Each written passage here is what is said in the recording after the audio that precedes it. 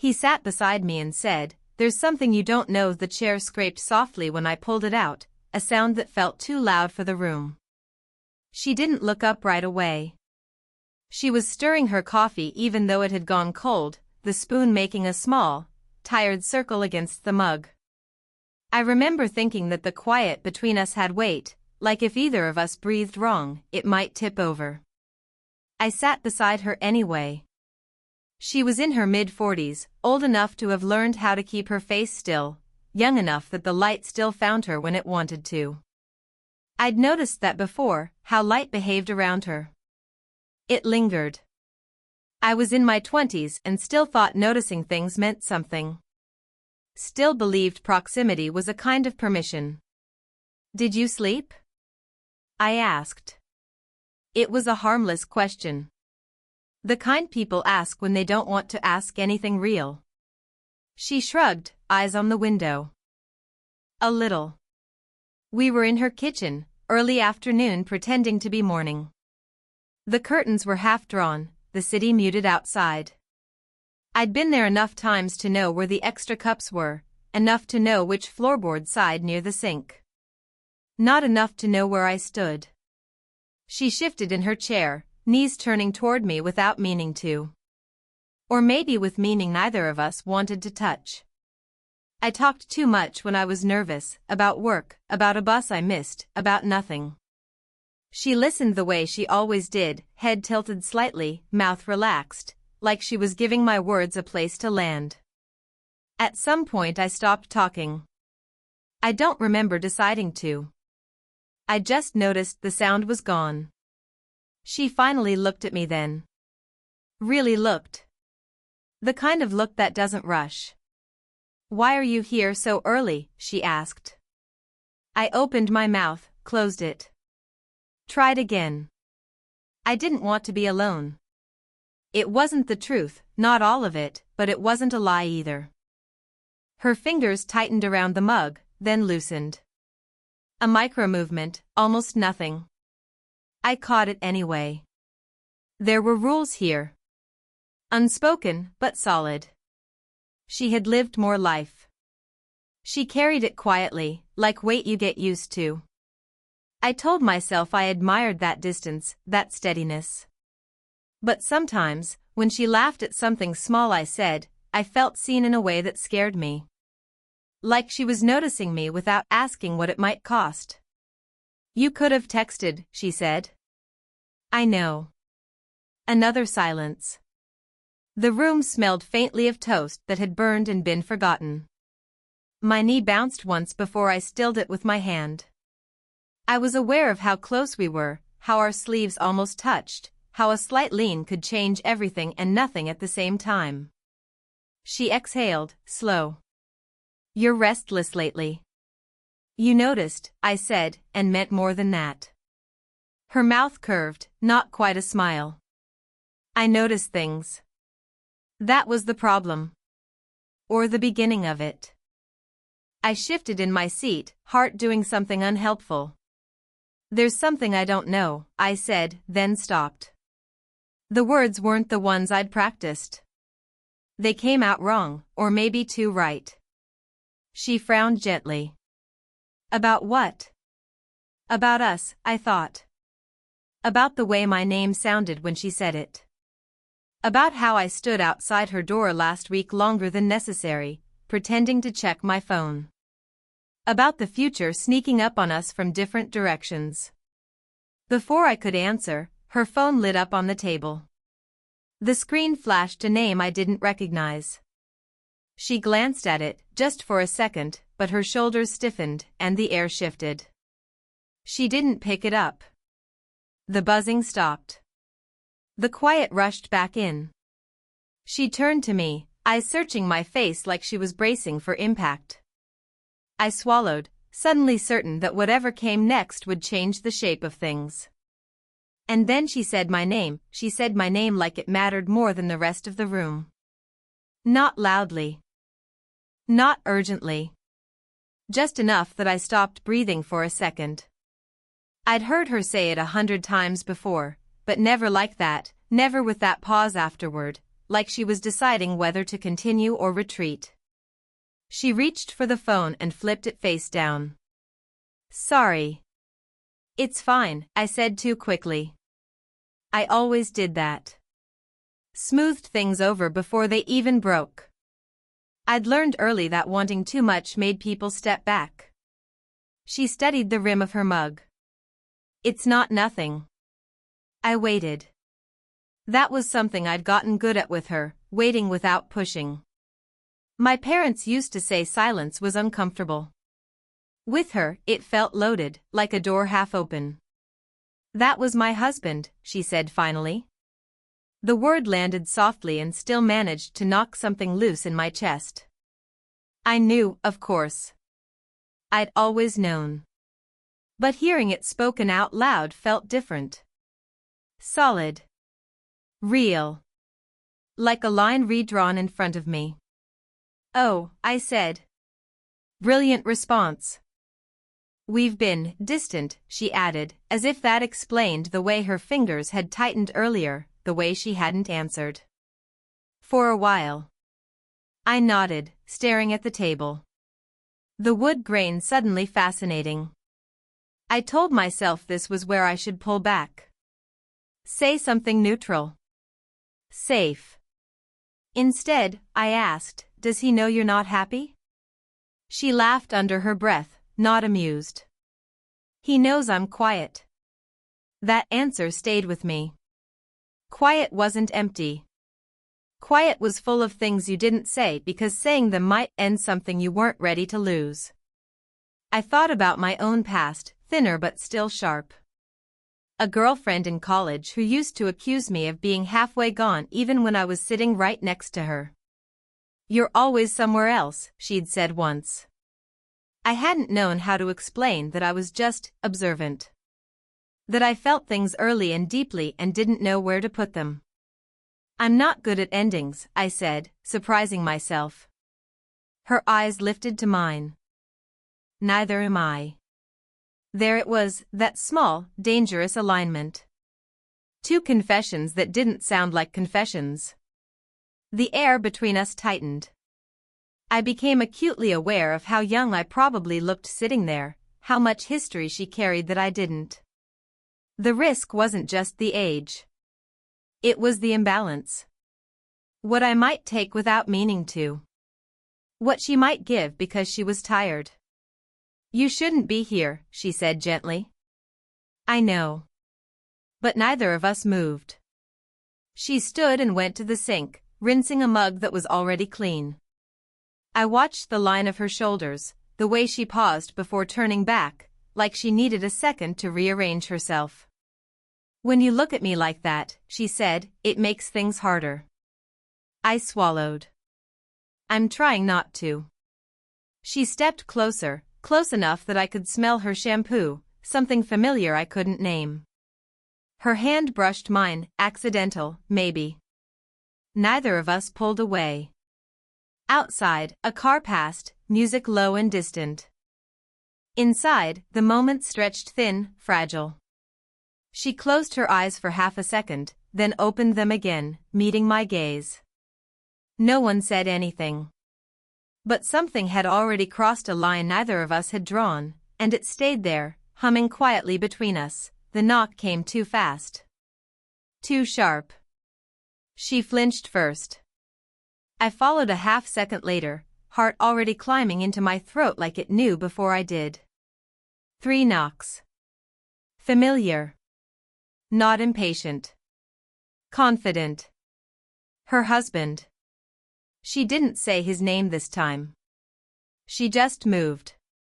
Stepped back from me so quickly it was like the air snapped between us. Her hand hovered near my arm for a fraction of a second, then dropped, like she'd caught herself reaching for something hot. "Bathroom," she whispered, not looking at me. It wasn't a request. It was survival. I nodded and turned, my shoulder brushing the doorframe as I went. I closed the door softly, sat on the edge of the tub, and stared at my hands. They were still warm. That scared me more than the knock. Through the thin wall, I heard the front door open.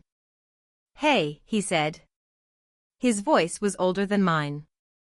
Steadier. A voice that belonged there. Hi, she replied. Too even. Too careful. I pressed my palms together, like that might erase the fact that 10 seconds ago she'd been standing close enough to kiss. Close enough that I'd already leaned forward before my brain caught up. I could still feel the almost of it, the hesitation, the gravity pulling us in. How was work? She asked. Long, he said. A pause. You okay? Another pause. Longer. Yeah, she said. Just tired. I closed my eyes. That word again. Tired. It covered so much. Footsteps crossed the kitchen.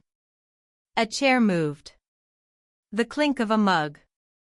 Normal sounds doing their best to pretend nothing had shifted. My phone buzzed in my pocket. A text from my roommate, you coming back? Rent talk tonight. I didn't answer.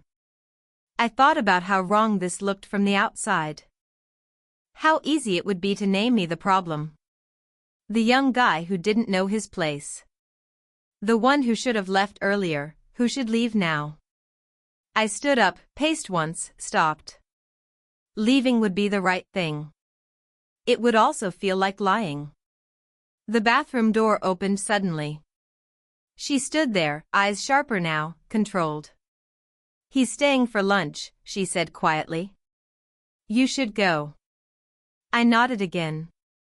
Always nodding. Okay. I stepped into the hallway. He glanced up from the table. Mid-40s, tired eyes, polite smile. He knew who I was. Knew I came around sometimes. Probably thought nothing of it. Hey, he said. Didn't know you were here. Yeah, I said. I was just heading out. She walked me to the door. The space between us felt louder than any sound. I reached for the handle. She didn't open it. I didn't plan this, she said under her breath. I know. Her fingers brushed my wrist. Not accidental this time. A grounding touch. Or a goodbye pretending not to be one. For a second, we were close again. Too close. Her eyes dropped to my mouth and away, like she hated that reflex. I leaned in without thinking. Stopped myself just in time. My forehead hovered inches from hers. If you leave now, I said quietly, I don't know what happens next. She swallowed. If you stay, I know exactly what happens. And I can't.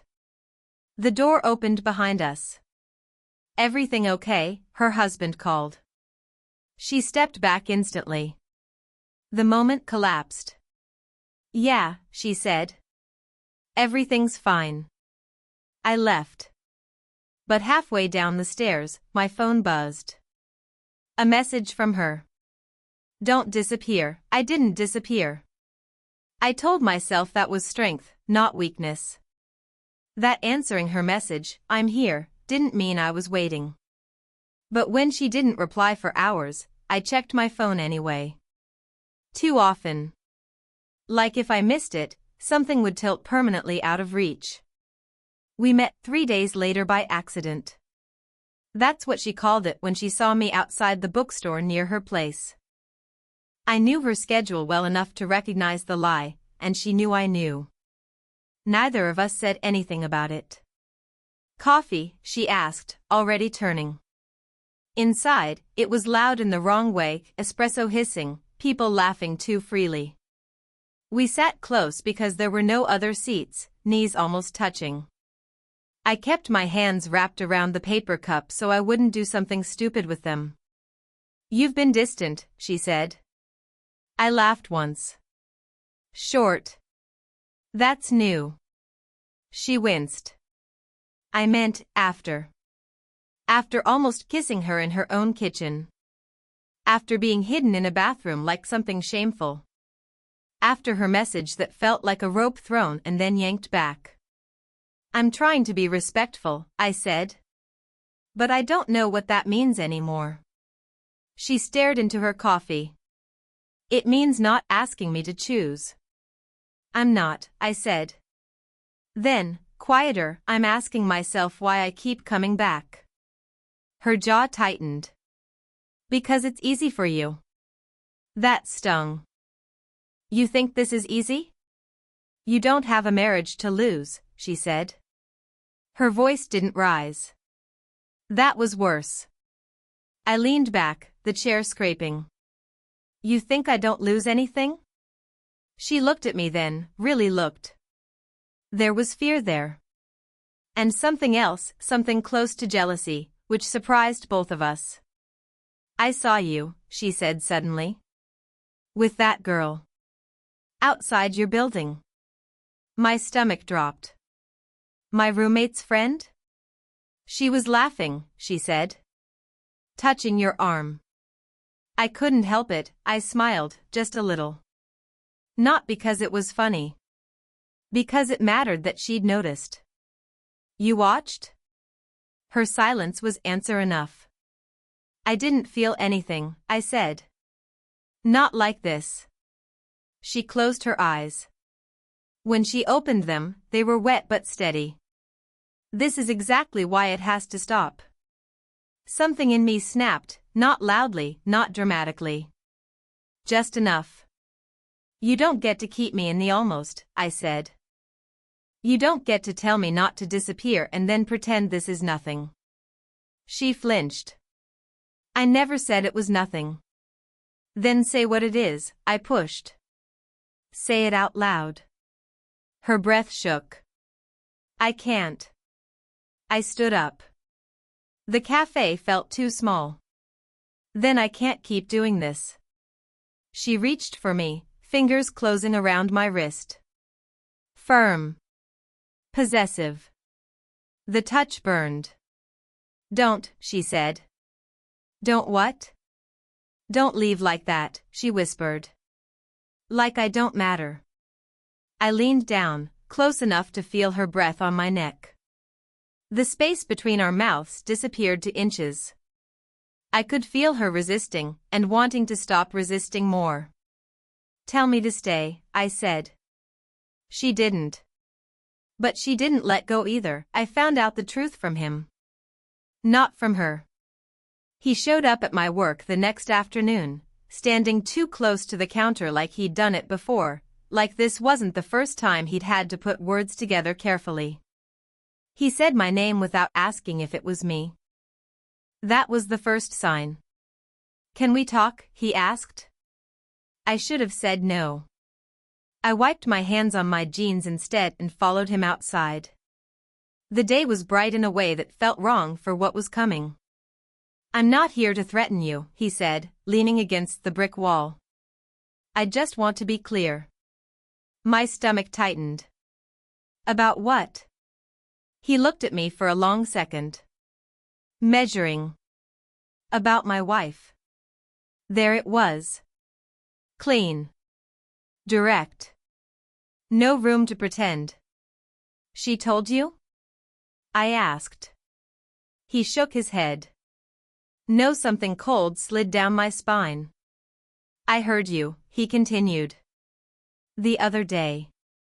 In the kitchen. Not the words. The space. You don't get to be married as long as I have without recognizing that sound. I swallowed. I didn't, I know, he said, cutting me off gently. You didn't plan it. Neither did she. That's almost worse. I stared at the pavement. I felt young then. Obvious. Like I'd been caught holding something fragile I wasn't meant to touch. She's unhappy, he said. Has been for a long time. That part isn't new. You are. Guilt rose, sharp and useless. I never meant to get in the middle. He nodded. I believe you. A pause. But belief doesn't fix impact. What are you asking me? I said.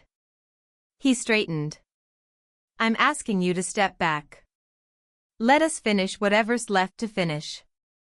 I wanted to argue. To say she wasn't a process, wasn't a house to close up. Instead, I said the truest thing I had. What if she's already finished? His jaw tightened. Just for a second. If that's the case, he said, I shouldn't hear it from you. He left me there with the echo of that sentence, heavy and unfinished. I didn't text her right away. I walked. Missed 2 buses. Let the city rearrange me. When I finally checked my phone, there was a message from her, sent an hour earlier. We need to talk. Tonight. We met at her place. He wasn't there. The quiet felt intentional. She didn't sit this time. Neither did I. He came to see you, she said. Not a question. You knew, I said. She closed her eyes. I suspected. You let me walk into that, I said, and hated the edge in my voice. I was going to tell you, she said quickly. I was going to tell him too. I already decided. Decided what? She took a breath that looked like it hurt. I asked him for space. Real space. He said he needed time. The room tilted. And me? She stepped closer. I didn't want you to feel like a reason. Or a mistake. You don't get to protect me by lying, I said softly. Her eyes filled. I'm protecting myself too. We stood there, everything exposed now. No almost. No pretending. I can't be your secret, I said. She nodded. I know. Silence stretched. Then she reached into her pocket and set her phone on the table. It buzzed immediately. His name lit the screen. She didn't pick it up. She looked at me instead and whispered, if I don't answer, everything changes. The phone kept buzzing. She waited, the phone stopped buzzing. Not because she answered it. Because it rang out. That silence did something violent to the room. Like a door slamming somewhere far away. She stared at the screen for a long moment, then turned it face down with a slow, deliberate movement, like she needed her body to understand before her mind could catch up. Her hand was shaking. This is the part, she said quietly, where I usually explain myself. I didn't say anything. I was afraid if I did, I'd fill the space with something that made it easier for her to retreat. She looked at me. Really looked. No distance this time. No polite softness. Just raw, unarmored attention. I've spent years being careful, she said. Careful with my words. Careful with other people's expectations. Careful not to ask for too much. Her voice cracked, just slightly. You don't do careful. I try, I said. I just fail loudly. That pulled a breathy laugh out of her. It died quickly. I'm scared, she admitted. Not of you.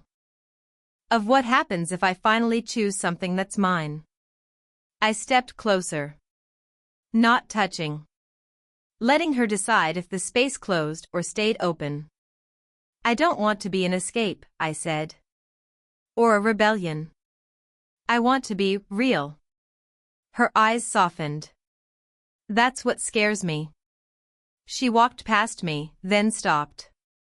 Turned back like she'd forgotten something important, like she'd forgotten herself. If I do this, she said, I lose the version of my life I know how to survive in. I nodded. And if you don't, I said, you'll always wonder who you were becoming. That landed. I could tell by the way she went still, like a bell had been struck somewhere deep. She reached for my hand then. Fully. No hesitation. Her fingers were warm and firm and present.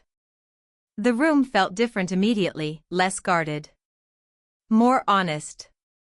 "I don't know how this ends," she said. "I don't either." She stepped into me. Not rushing. Just enough that my chest felt her breath. My arms came up instinctively, then paused, waiting for permission like I'd learned to with her. She nodded once. When I wrapped my arms around her, it wasn't desperate. It was steady. Grounded. Like something that had been waiting a long time to exist. She pressed her forehead into my shoulder and exhaled, a sound that felt like relief and grief braided together. "I'm not promising perfect," she murmured. "I don't want perfect." She pulled back just enough to look at me. Her hands came up to my face, thumbs resting near my jaw like she was memorizing the shape of it. "This will hurt people," she said. "I know. It will change everything. I know." Her eyes searched mine one last time, giving me every chance to step away. I didn't. When she kissed me, it wasn't dramatic. It was quiet. Intentional. A decision, not a loss of control. Her lips trembled once, then settled like they'd found the right place to land. We didn't rush it. We didn't talk about tomorrow. She rested her head against my chest afterward, listening to my heartbeat like it was proof of something. Outside, the city kept going. Inside, something had already ended. And something else, unsteady, real, impossible to undo, had begun. The first night we slept in the same space, we didn't really sleep. Not because of passion. Because of reality settling in. Morning came quietly. No dramatic light, no soundtrack. Just pale sun slipping through the curtains and the sound of her breathing beside me, slower now, steadier than it had been in weeks. I lay there staring at the ceiling, counting the small things, the way her hand rested on my chest like it belonged there, the faint line between her brows even in sleep, the calm that felt earned, not stolen. When she woke, she didn't pull away. That mattered. We made coffee without speaking much. No pretending this was casual. No rushing to label it either. She leaned against the counter in one of my shirts, hair messy, older than me and somehow lighter than I'd ever seen her. "I told him this morning," she said. My stomach tightened. "How did it go?" She considered the question like it deserved honesty. "Badly." Quietly. Honestly. A pause. He was hurt. But not surprised. I nodded. There was no victory in that. Just consequence. "I didn't mention you at first," she continued. "I talked about me. About how long I'd been disappearing inside my own life." She met my eyes. Then I told him about us. "And?" He asked if I was sure. Her mouth curved, sad but certain. I said yes. That yes felt heavier than any love confession could have. It carried history. Damage. Courage. The next weeks weren't easy. Anyone who says love fixes everything is lying or selling something. There were days she cried for what she broke. Days I questioned whether I was strong enough to stand in the wreckage with her instead of being the reason people pointed at it. There were whispers. Side glances. An age gap that people felt entitled to comment on. I learned quickly that choosing her meant choosing scrutiny. She learned that choosing me meant choosing herself out loud. We didn't hide. We also didn't perform. Some nights were quiet and awkward and full of unspoken fears. Some mornings felt like a miracle made of toast and shared silence. She taught me patience without ever saying the word. I taught her that wanting didn't have to be reckless. One evening, months later, we sat on the floor of a half-empty living room. New place. New start. Boxes everywhere. "Do you ever regret it?" I asked. She didn't answer right away. Then she shook her head. I regret the years I spent convincing myself I didn't deserve to feel alive. She reached for my hand. Same grounding touch. Same certainty. I don't regret you, she said. I squeezed her fingers. Good. Because I don't think I could have unlearned you. We didn't end up together because it was easy. We ended up together because we stopped lying, to others, and to ourselves. Love didn't arrive like a rescue. It arrived like responsibility, chosen willingly. And maybe that's the most romantic thing there is.